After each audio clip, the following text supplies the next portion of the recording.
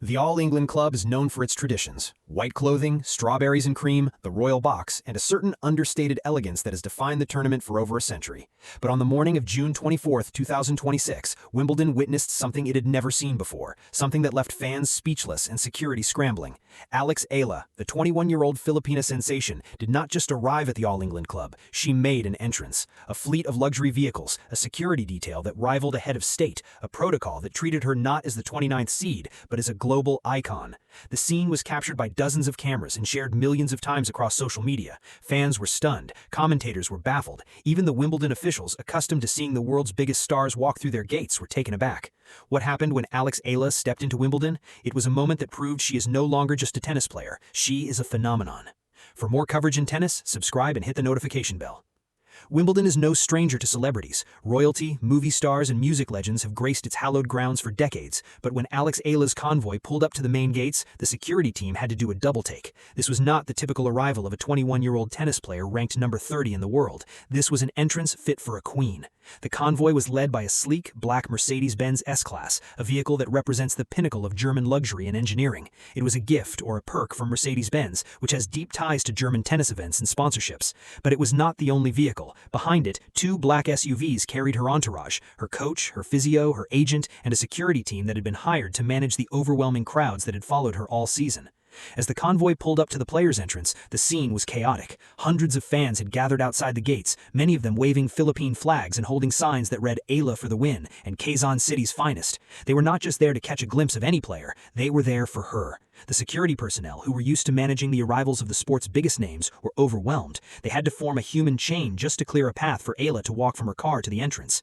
Eala stepped out of the vehicle wearing a crisp white Nike jacket and matching pants, adhering to Wimbledon's strict all-white dress code. Her hair was pulled back in a sleek ponytail, and she wore a pair of dark sunglasses. She waved to the crowd, smiled, and then walked toward the entrance. Her security detail formed a protective circle around her, ensuring that no one got too close. The fans, who had been waiting for hours, erupted. The chants of "Eala, Eala, Eala" echoed through the streets of Wimbledon. The scene was a stark contrast to her arrival at the same tournament just a year earlier. In 2025, Eala had been an unseeded player making her Wimbledon main draw debut. She had arrived in a taxi with just her coach and a single bag. She had walked through the gates unnoticed, blending in with the other players and staff. Now, in 2026, she was a top 30 player, a WTA title winner, and the 29th seed at the All England Club. Her journey from obscurity to prominence was reflected not just in her ranking, but in the way she was treated. The security detail was a necessary precaution. In the months leading up to Wimbledon, Eala's popularity had exploded. From the Australian Open, where organizers were overwhelmed by the thousands of fans who turned up to watch her play, to her recent run at the Berlin Open, where she had packed stadiums and created an atmosphere that had never been seen before. Her ability to draw a crowd was both a blessing and a challenge. The security team was there to ensure that she could navigate the tournament safely. The media presence was also unprecedented. A swarm of journalists and photographers jostled for position, trying to capture the perfect shot. The images were plastered across news websites and social media within minutes. The narrative was clear. Alex Eala had arrived. But the real story was not just about the security and the cars, it was about what her arrival represented. Her arrival at Wimbledon was a symbol of the growing global reach of tennis. It was a symbol of the rise of the Philippines, a country that had never produced a top 30 player before. It was a symbol of the power of fandom and the ability of a single athlete to inspire a nation. Wimbledon is steeped in tradition. The all-white dress code, the strawberries and cream, the royal box. It is a tournament that prides itself on exclusivity and decorum. But the protocol surrounding Eala's arrival and her first day at the All England Club was something that no one had seen before. The first sign that this was not a typical Wimbledon appearance came when Eala was escorted to the practice courts. Rather than the standard public courts where players usually train in full view of fans, Eala was given access to the private practice courts, usually reserved for the top seeds. Her practice session was closed to the public, with only her team and a select group of media allowed to watch. This was a deviation from the norm, and it raised eyebrows among the tennis media. According to sources close to the Wimbledon organizing committee, the decision to provide Eala with a heightened level of security and protocol was not made lightly. It was a direct response to the overwhelming crowds that had followed her throughout the season. At the Australian Open, organizers had been forced to move her matches to the main show courts to accommodate the thousands of fans who had flocked to the tournament. At Indian Wells, the Filipino community in California had turned out in force, creating an atmosphere that was both electric and overwhelming. Novak Djokovic, a 24 four-time Grand Slam champion, had noticed the phenomenon. "Having too much crowd in any tournaments is a good problem to have," he said. "Every tournament wants record-breaking attendance and ticket sales." His words were prescient. The Eala effect was not just a story about a player, it was a story about the future of the sport. The security protocol for Eala also included a personal escort to and from the practice courts and a private room reserved for her warm-up. Her agent, who had been fielding calls from sponsors and media outlets for weeks, was given a dedicated office space. The entire entourage was treated with the same deference that is usually reserved for the likes of Iga Swiatek or Coco Gauff. The media, which had been obsessed with Eala's every move, was given limited access. Journalists were allowed brief interviews, but they were strictly controlled. Eala, who had been so open with the media in the past, seemed to be adopting a more guarded approach. She was not trying to be difficult, she was protecting herself. The attention had become overwhelming, and she needed to find a way to manage it. The protocol also extended to her family. Eala's parents, who had been by her side throughout her career, were given VIP passes and escorted to the players' box. They were no longer just spectators. They were the family of a global icon. The scene was a far cry from her early days, when her family would sit in the stands, often unnoticed, cheering for their daughter. Now they were at the center of the tennis world. While the protocol and security were impressive, it was the fans' reaction that truly defined the moment. Thousands of Filipinos had traveled from across the United Kingdom and Europe to witness Eala's Wimbledon debut. They had camped out for days to secure the best spots near the players' entrance. They had brought flags, banners, and even a small band that played Filipino folk songs. The chants of "Eala, Eala, Eala" echoed through the All England Club, drowning out the polite applause that usually accompanies the players' arrivals. The British fans, who were known for their reserved demeanor, were taken aback. They had never seen anything like it. This was not a tennis crowd. This was a football crowd. A sea of red, white, blue, and yellow. The Filipino community had taken over Wimbledon. Eala, who had always been grateful for her fans' support, acknowledged them with a wave and a smile. She walked along the barrier, signing autographs and taking selfies. Her security detail, which had been tasked with keeping the crowd at bay, found it impossible. The fans were simply too passionate. They pushed against the barriers, reaching out to touch her, desperate to get a photo or an autograph. The moment was captured by dozens of cameras and shared millions of times across social media. The images of Eala surrounded by a sea of flags became the defining image of the tournament's first day.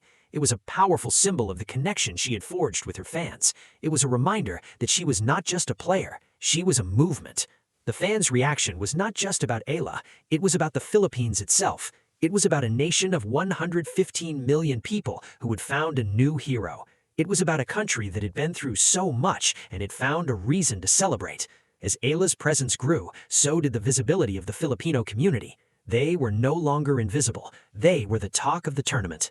One fan, a 45-year-old overseas Filipino worker from London, told a reporter, "We have been waiting for someone like Alex for so long. She has given us hope. She has given us pride. When she plays, we all feel like we are on the court with her." The sentiment was echoed by thousands of others. Eala was not just playing for herself, she was playing for all of them. The lavish arrival, the heightened security, and the overwhelming support had a downside: the pressure. With the world watching, the expectations on Eala were immense. She was not just a tennis player, she was a symbol. The weight of a nation was on her shoulders. Every point was scrutinized, every match was a referendum on her potential. The question was not whether she could win a match, but how far she could go. Her run to the semifinals at Berlin had raised expectations. Her seeding, number 29, had created a sense of certainty. The world was expecting a deep run.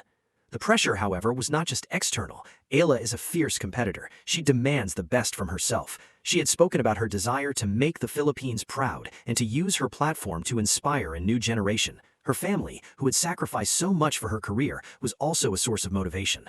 "I know how much they have given up for me, so I want to make sure I make it worth it," she had said in an interview earlier in the year. Eala's main draw debut at Wimbledon was against world number 68 Panna Udvardy, a Hungarian player known for her consistency on clay. The match was a test of her ability to handle the occasion.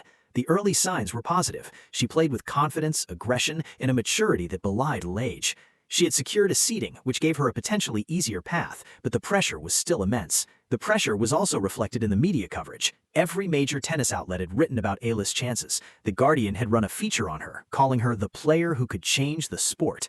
The New York Times had explored the Eala effect. The BBC had interviewed her coach. The media scrutiny was relentless. Eala's response to the pressure was to stay grounded. She had spoken about the importance of staying in the moment and not getting ahead of yourself. She had hired a sports psychologist to help her manage the mental demands of the sport. She had also been spending time with her family, who reminded her of where she came from. The pressure was immense, but she was not going to let it break her. Let us zoom out. Alex Eala's arrival at Wimbledon was more than just a tennis story. It was a story about the changing nature of the sport. It was about the globalization of tennis and the rise of new markets. Eala, a 21-year-old from the Philippines, had become a symbol of this shift. She was not just a player, she was a movement. The luxury cars, the heightened security, and the overwhelming crowd were all signs of Eala's growing fame. She had become a global icon, a player who could draw a crowd anywhere in the world. Her success had created a new fan base, a fan base that was passionate, loyal, and engaged. The Eala effect was a phenomenon that the tennis world had never seen before. Her arrival at Wimbledon was also a triumph for the Philippines. It was a validation of the country's place in the global sports landscape.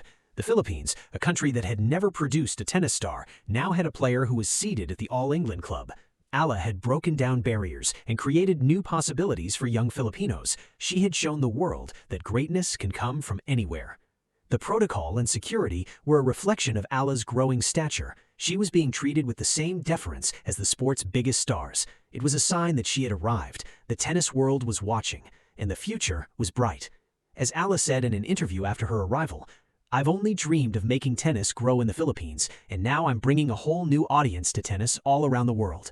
Her dream was coming true, and the world was watching.